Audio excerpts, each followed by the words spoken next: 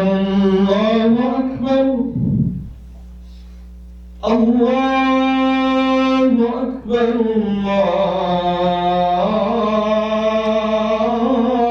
الله أكبر أشهد أن لا إله إلا الله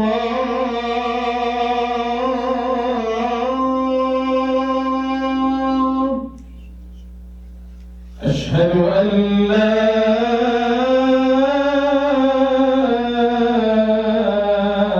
إله إلا الله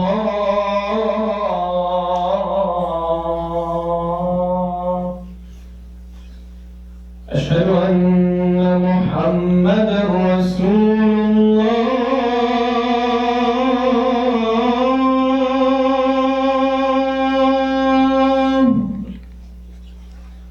أشهد أن محمدًا رسول الله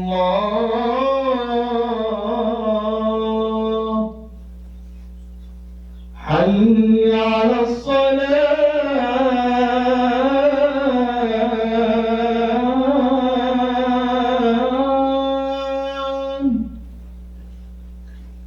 حي على الصلاة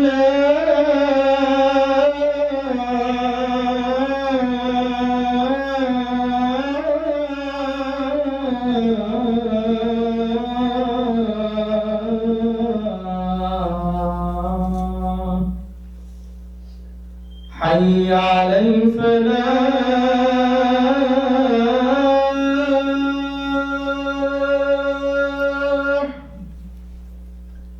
حي على الفلاح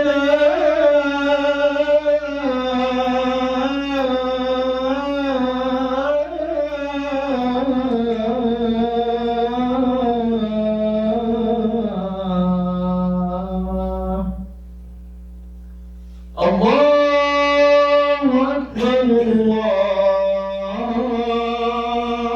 الله أكبر لا إله إلا الله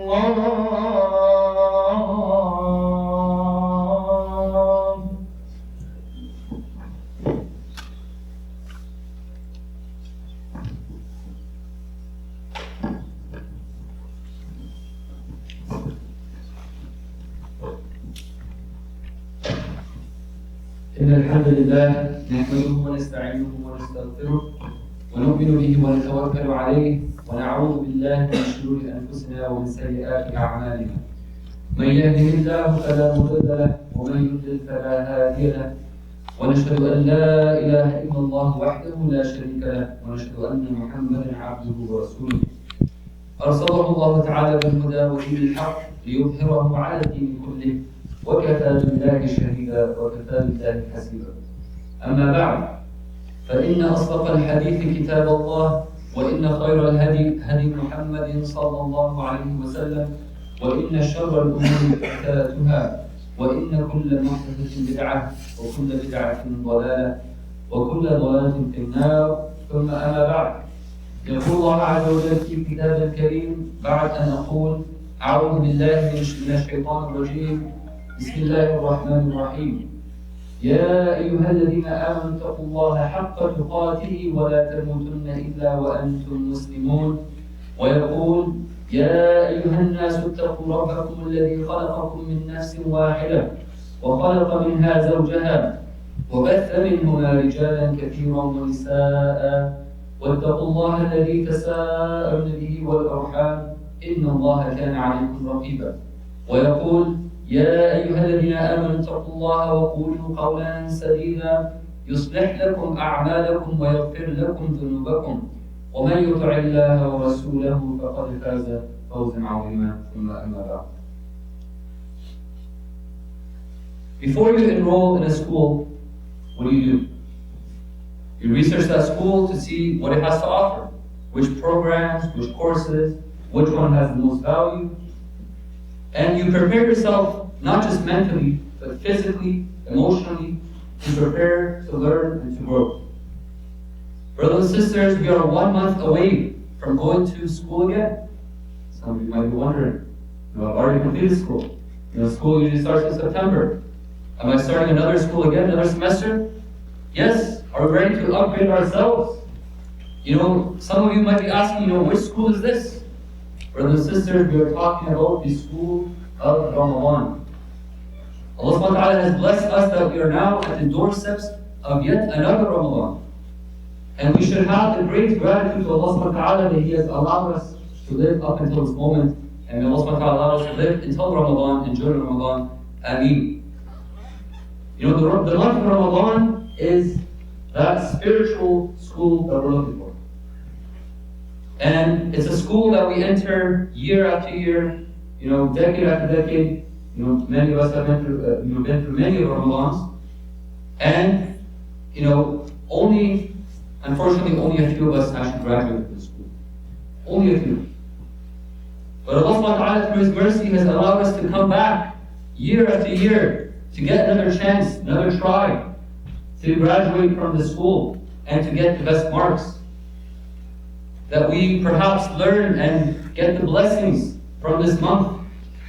So Allah subhanahu wa ta'ala, the exalted, He showers His mercy, His blessings, His tawfiq, and repentance, the tawbah, in this great month of Ramadan, which is almost upon us, brothers and sisters. So let's go through, a lot of times we talk about things, a lot of ideas. It's very abstract. Today, I want to go very practical. I want to go very practical to give you step by step on how to make and how to prepare the best for your Ramadan show. So we have 12 points, 6 on the how and 6 on the what. So 6 for the how, 6 for the what. Let's start with the how. Number 1, planning. Proper utilization of any opportunity that requires planning. As they say, those who fail to plan, what? They plan to fail. Right? So take an hour today or tomorrow, if you have not already done so, to come up with those objectives, those goals that you have for yourself in Ramadan. Everyone will be different. I cannot give you one single goal for every single person. To come up with those objectives, those actions, and a daily schedule for yourself for Ramadan. So it's one thing to think, I'm going to pray so much, salah. I'm going to pray so much tahajjud. I'm going to read so much Quran. and do so much qiyam and zakah and other stuff.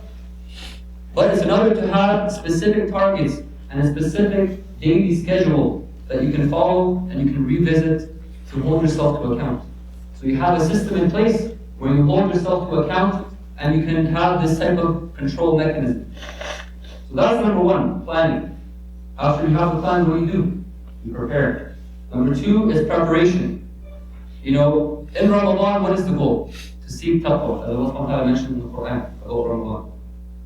But in order to become that person who is a muttaqi, a person who has that God consciousness in his whole life, you have to become the best version of yourself. The best version. You have to upgrade yourself to be that best version of yourself, and each and every person here, they have that best version. But seeking this radical change overnight, it never works. It never works with anything. And if it does, it usually leads to some sort of burnout. So you want to add numerous actions to your usual activity to the extent that for most people, even the littlest of things, such as your sleeping habits will even have to change. No more of that late night, sleep, and then you wake up late and everything's a mess. We have to get our lives in order. And doing it all at once is never a good approach as well. Come up with a schedule to shift to part or all of it from now. And this way you soften your entry, allowing better momentum and a good start to Ramadan. Preparation also includes the more mundane tasks, like getting your specific things in order, like actually setting specific tasks and actually writing them down. So that's number two, which is preparation. Number three is consistency and practicality. Aim for improving on your record. Every single person is unique. Every single individual has a different case. They're all different levels. We're all at different levels. Nobody's, not everyone's at the same level. Everyone has a unique relationship with Allah subhanahu wa ta'ala. So aim to build on that relationship and not that of others. Compete with people at your level and do that little bit more than you did last Ramadan. There should always be a day improving. There's actually a quote, paraphrasing from Ali ibn Abi Talib. He said that no 2 days should be the same. That means that your yesterday, it shouldn't be the same as today. Your today should not be the same as yesterday. It should be better. You should be bettering yourself even if it's a little.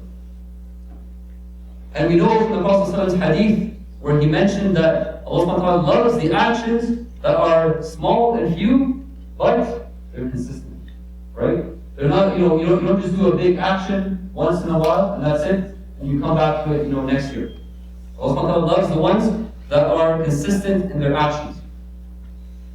So that's number three, which is consistency and practicality. Number 4, activity. Ramadan is a month of action and effort. It's not a month of rest and laziness and just sleeping in. It's like that farmer's season of harvest, to use a material example. Or the accountant's tax season.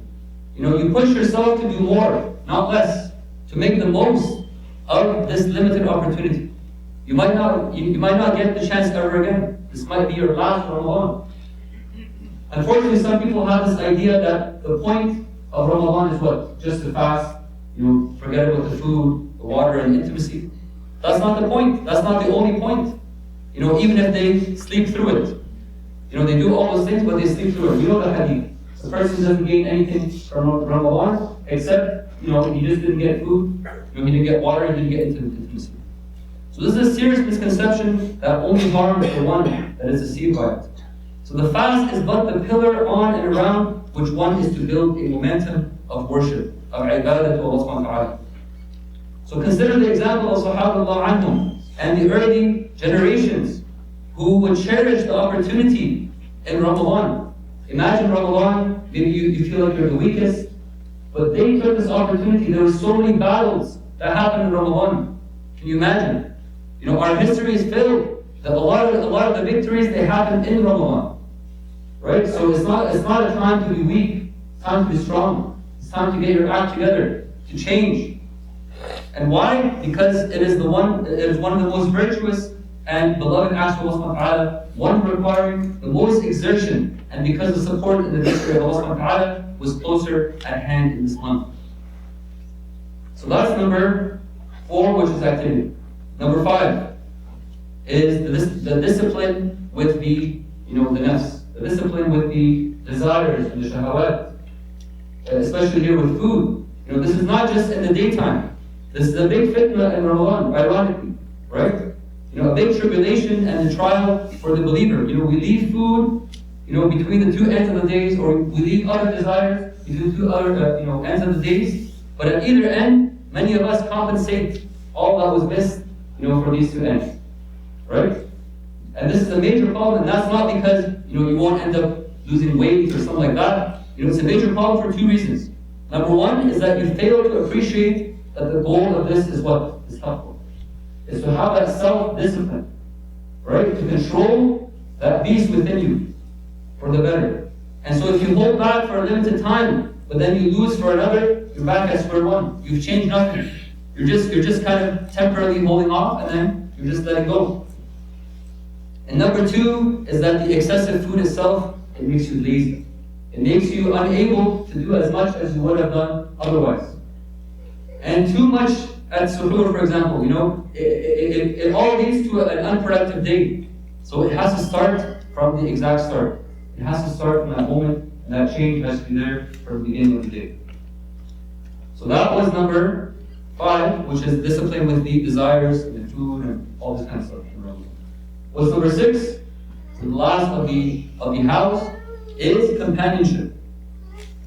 Like obviously outside Ramadan, if you don't have a companion, who's your companion? It's going to be shaitan, right? It's going to be shaitan doing the waswasa, doing the whispers. But at least in Ramadan, we don't have this companion. But you have to replace it. You have to have a better companion, because any struggle alone is difficult. So have a buddy on your journey. Have a close friend, someone that's very close. It could be your wife, it could be your husband or sisters. It could be that close friend that's going to be there by your side, someone that you're comfortable with. Someone that's actually going to pull you up when they see you struggling, not bring you down with them. And that mutual encouragement, it goes a long way. It goes a long way when you feel like giving a set of activity, a mess. Like you're just out of it. You're burnt out and you're ready to give up. You're willing to give up, but that push to make that effort is all it needs. So some friendly competition is also helpful, as we know from the Sahaba anhum. From their examples, they would always compete with themselves for the better. As to the what to do, the aim should be what? Of course, we're talking about the ibadah, we're talking about the spiritual side, right? But remember that we have to get that mindset. Unfortunately, the ummah, is plagued with this mindset that Islam is just about rituals. Islam is just a spiritual journey. Islam is just individualistic. Islam is this. Islam is that. But no, we have to talk about the comprehensive Islam. Work with yourself for that understanding, and get more understanding of the comprehensive, nature of Islam. Some of the ritual ibadat for sure will be the form of the backbone of this month, but not to the exclusion of the other aspects. So these were the 6, hows, right? I'll repeat again. Number 1 was the planning, right? We have to plan.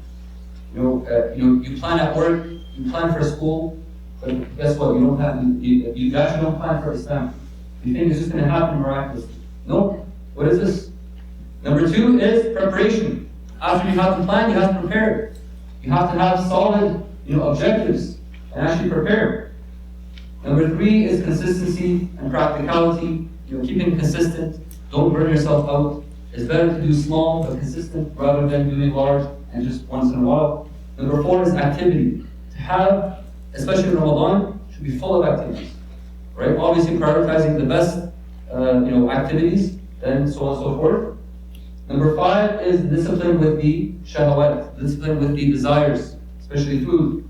Number 6 is the companionship. Allah subhanahu wa ta'ala allow us to understand these tips, but in the next khutbah we'll talk about the what. So we spoke about the how, let's talk about the what, inshallah. أقول قولي هذا وأستغفر الله لي ولكم ولسائر المسلمين من كل ذنب فاستغفروه إنه هو الغفور الرحيم.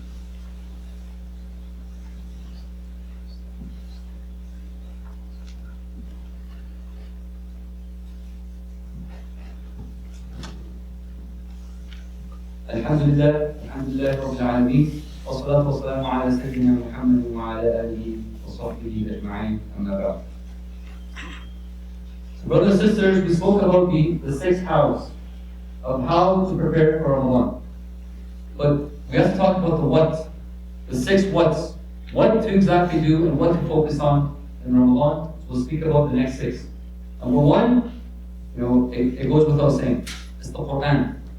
The Quran deserves the special attention in the month that is known by. This is the month of Quran. This is the month in which Allah has revealed the Quran. This is the month in which Allah has revealed the divine recipe for humanity, to show them how to live life, to show humanity how to go from the darkness into the light, how to go from that jungle life that they had, to go into that structured life, to that optimal happiness that you can achieve in this dunya, and of course, the akhirah. This is what Allah says, شهر رمضان الذي أنزل فيه القرآن. This is the month of Ramadan in which the Quran was revealed to the Prophet and as well revealed to mankind. So the brothers and sisters, spend as much time as possible in this month with the Quran. This is the best advice. Right? So if you're fluent in reciting the Quran, aim for finishing it in a month. Finishing the whole month. And if it's very much doable, you can do 1 juz per day. It just requires that discipline we spoke about. It requires that discipline that we spoke about to get your life structured, and it's very much doable. Right? And if you're not fluent, the Prophet ﷺ has given us a lot of hope and encouragement, where he said the one who is kind of stuttering and stammering with the recitation of the Quran, guess what? You're going to get double rewards. You're going to get even more. Right? So he gives that encouragement to everyone, inshallah, to try their best. But don't forget, brothers and sisters, I know, of course, this is the month of Ramadan, the month of Quran, and it's all about recitation and memorization and go to the Taraweeh. But don't forget the purpose of the Quran. What was that purpose? Right? Is to establish the justice on the earth, to show the human beings how to live their lives. So So there's no point in you reciting if you don't know the meaning, if you don't understand it, if you don't understand the Arabic language, if you don't know, and it's not just that. Some people might understand it, but what about applying it on yourself? What about holding yourself accountable to the Quran? And it's not just limited there. It's not just for yourself. It's not, as we mentioned, it's not individualistic. It's meant for society. Islam is, yes, meant for the individual, but it's meant for society. The prophets all came with that message, right? To change society, to live under the laws of Allah subhanahu wa ta'ala. The best laws that can ever exist. Better than any man-made laws that are out there. Don't forget this, brothers and sisters. There are many obligations that we owe to the Quran. Yes, the recitation is there. Yes, the memorization is there. But what about the understanding? What about the application of it? What about the implementation of it? What about spreading to others? What about applying its justice on this earth? This is all out the door, unfortunately, but let's bring this back. Let's bring this spirit back in Ramadan. But again, the point is, brothers and sisters, to spend as much time with the Quran as possible, because this is the month where it's going to change. So that was number one, the Quran. Number two is the Salah. Allah subhanahu wa ta'ala, He gave us actually extra Salah in this month. He gave us a Taraweeh. He gave us the night prayers. Of course, you can do this anytime, but it's very emphasized in this month. And it's no coincidence. And at the same time, it's at night, where Allah subhanahu wa ta'ala mentions that this is the best time to impact the souls. It's the best time. It's very quiet. You're very tranquil. The words are going to penetrate in your heart. You're actually going to feel it more. And the salah is that communication. That communication method Allah subhanahu wa ta'ala has given to the believers, the mu'mineen, for the communication with Allah subhanahu wa ta'ala. Ramadan is the month of moving, rather running to Allah subhanahu wa ta'ala, to speaking to Him, beseeching Him, asking Him, supplicating to Him, asking for His forgiveness. So work on your salah in this month. Everyone can improve. It doesn't matter if you're at this level, there's always a moment to improve in this month. And again, remember the consistency. Start by making small changes. And even, to speak in detail, even about the ruku' and the sujood, really feel what that's all about. You're doing it to the All-Creator, not just the All-Creator. You're doing it to the King of all kings. He's telling you what to do. He's telling you how to live your life. He's the sovereign. You're bowing down and prostrating to that entity. Right? So really feel that in Ramadan. And that's going to affect your life. That whatever you do, any actions you take it from the Malik. You take it from the King himself. Number three is da'wah.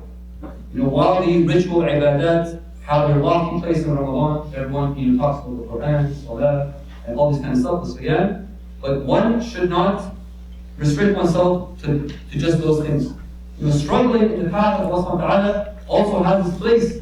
And here too, many examples from the Sahaba where they, during Ramadan, there was so much action, there was so much activity, there was so much da'wah going on, right? It wasn't just, they weren't just staying at their homes or in the masajid praying all night and whatever. No, there was actually so much more than just that. There was more than just the ritual ibadat that were done. So the da'wah activities should not stop in Ramadan in favor of a more, spiritual focus. This mentality, kind of, all these things are spiritual. In Islam, all these things are spiritual. The da'wah, the Quran, the salah, all these ibadat, everything is spiritual, right? But unfortunately, we've made this divide. Number four is abstinence from all that is haram. Right? The fifth, or the external dimension of fasting, of course, is to abstain from the food and the water and the intimacy, right? From Fajr until Maghrib. The internal reality is to be more attuned to abstaining from all that is haram. And at a higher level, all that is or may lead to what is displeasing to Allah subhanahu wa ta'ala as a means of achieving what? Achieving that goal of attaining taqwa, of attaining that piety. And it may be, again, that the fasting the person gains nothing from except his hunger and thirst, as Rasulullah has warned us against. Because while he abstained from food and water, he didn't abstain from lying, from backbiting, from cheating, from foul language and other prohibited acts in Islam. He mistook the means for the end and divorced it from the broader sought reality, which is a comprehensive Islam. Not just a narrow, limited focus on just the food and the water and the intimacy, but much more than that. Ramadan is meant to change much more than just those things. Number 5 is the character. Good character is the peak of the deen, for it reflects a more complete internalization of what the Master Allah wants from us, the slaves. And character here, the akhlaq or the adab, does not mean just the manners and the etiquettes alone. It refers to a person's whole established disposition, how they carry themselves in all of life affairs. Every single relationship that they have. The good manners, the truthfulness, avoiding the backbiting, the gossip, and the occupation from what is not worthy, and leaving off what is kind of useless. Being firm where required and being soft where also required, where it is appropriate. Calling out the oppression, speaking up for justice. All of these things are part of the character of the Muslim that we can build in Ramadan, inshallah. Number 6, we're going to end it here, inshallah, is the assisting of other people. Of course, all that we spoke about, we might get that idea. Yes, I'm going to become the best version of myself. Yes, I'm going to work on myself day in, day out. But guess what? Islam is not, again, it's not just about yourself, it's about others. It's about giving to others. Yes, you might take to benefit yourself. You might take that knowledge. You might take all sorts of other benefits from Islam. But what about giving others? Giving to others. The prophets and the messengers and the Sahaba, they were the most selfless human beings that have ever existed. They cared so much about humanity. They cared so much that they saw the state that humanity was, and they were looking for that solution. How should humanity be living? And of course, Allah has given them that divine mercy. And so, like to us right now, that we have a solution, right? We have the divine miracle, the Quran. We have this, and yet we're not using it as that cure for humanity. We're not using it to solve all their problems. And in fact, we don't even know that it solves all the problems. We think Islam is just, again, ritualistic and whatever. But no, know that assisting others sometimes is actually better than assisting yourself or helping yourself or just focusing on yourself, as we know from many